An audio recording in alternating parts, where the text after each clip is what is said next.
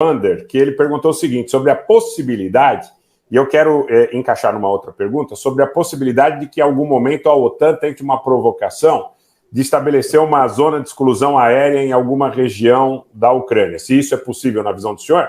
E uma outra pergunta que é muito recorrente é qual seria a linha vermelha da Rússia nessa questão polêmica do emprego de armas nucleares?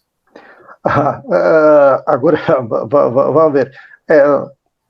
Para estabelecer ali a zona de exclusão aérea, você tem que ter forças para isso e tem que ter capacidade de cumprir isso. O que significa isso?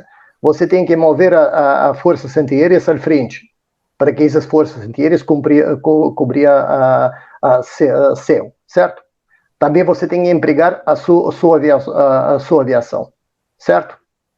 Isso significa que se vai ter movido isso significa enfrentamento com a OTAN diretamente. Quando tem enfrentamento de OTAN e a Rússia, essa contínua resposta. Porque a Rússia está falando, a Rússia vai usar armas nucleares sem prévio aviso quando vai sentir ameaça à sua própria existência. Você acha, por exemplo, de entrar com o enfrentamento de OTAN, não é perigo para a Rússia? Não é perigo eminente? Eu acho que sim.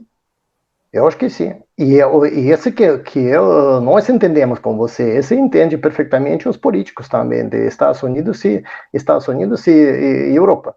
E eu não vou abrir para você um segredo, mas seguramente aqui ninguém fala, mas mesmo serviços secretos russos estão plenamente em contato com serviços secretos da OTAN e Estados Unidos, assim, permanentemente falando. Porque eles não... veja, mais pacifista que existe são militares, que parece que é surpreendente que estou falando para você. Porque nós sabemos o que está acontecendo quando começa a guerra. Nós sabemos. Muitos civis não conhecem. Por isso, muitos políticos que estão governando agora não conhecem o que está acontecendo. Os militares conhecem. Por isso, existem várias formas de aberta comunicação e tenta evitar isso. Se você estava seguindo está tanto acontecendo de situações, de acontecimentos que a pessoa já perde. Recentemente, um míssil da Ucrânia foi lançado da Ucrânia e caiu na Polônia. Matou 2 pessoas e destruiu um tractor. E começaram a gritar que esse míssil russo está atacando a Polônia. Mas, de verdade, foi um míssil ucraniano. Diretamente descobriram isso. Mas isso praticamente é um acto de possível guerra, porque foi um membro da OTAN, teoricamente, foi atacado por Rússia. Então, mas, forma geral, que não estou falando de Dmitry, estou falando de especialistas que estão envolvidos de parte. Agora perigo começa a guerra nuclear, não é perigo, não é muito perigo disso. Mas pode acontecer isso, pode acontecer. Qualquer momento, sim, qualquer momento. Perfeitamente. O senhor me encaminhou, antes de nós começarmos a live, um mapa com as perdas ucranianas. Eu vou expor aqui para que o senhor possa comentar. Mas se o senhor quiser, já pode começar a comentar, que eu vou colocar em tela. Por que eu coloquei isso? Porque eu não gosto que quando começam a falar pessoas que não têm base, por exemplo, mataram tanto, eu vi tanto, eu vi tanto, eu vi... você sabe que um alto funcionário de Europa declarou que os ucranianos são perdas mortas, sofreram mais de 100 mil baixas mortas. E essa mensagem foi colgada praticamente 3 horas no parte. E essas perdas humanas que eles reconhecem, mas eu garantizo que é muito mais perdas humanas. Aqui você pode ver no tabelinha que está colocando quantos foram perdas materiais do exército ucraniano desde o começo da operação e até o dia 12 de dezembro. Você pode ver que 343 aviões foram perdidos da Ucrânia, 343 aviões de combate, 183 helicópteros, 2.653 tanques, 396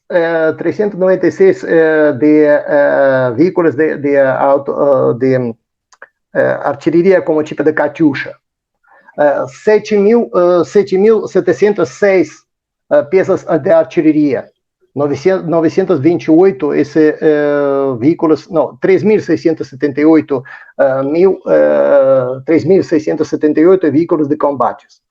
Esses são para que você, por que eu coloquei essa de perdas? São para que você entendia quando está falando sobre ajuda de OTAN, ajuda de Estados Unidos, e você pode ver quantas quantidades de perdas. Então, quando nós estamos falando que quase 7.100 peças de artilharia foram perdidas por tropas ucranianas e foi mandado para eles 24 de peças de artilharia, você acha que essas 24 peças façam câmbio? Essa, Rogério, da nossa conversa sobre por que não cortam de fornecimento de parte.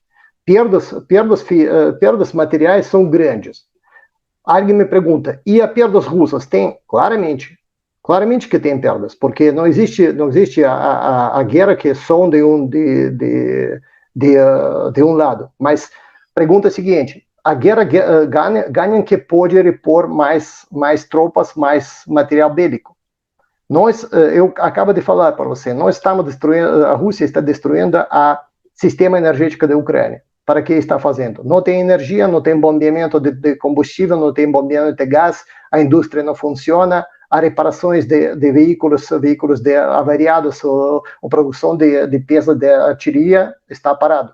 Então, essa é uma das razões por que está destruindo o sistema de energia. Sem energia, você não pode produzir nada.